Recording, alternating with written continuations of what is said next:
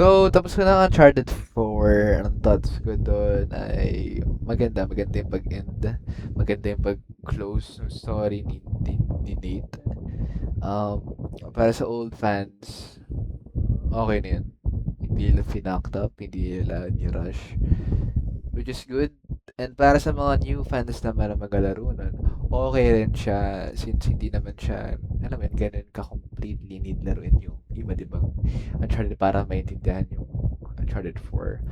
Pero sa mga old fans, like, and alam mo yun, parang you're playing your hero ulit na may connection na kayo ng character na yun. So yeah, maganda yung game, solid siya. Um, Nakakayak. Bittersweet kasi like, tayo ng kabataan yun eh.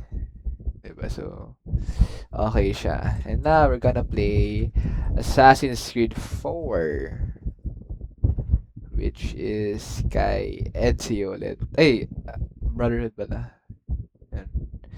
Which is kay Ezio. And let's go.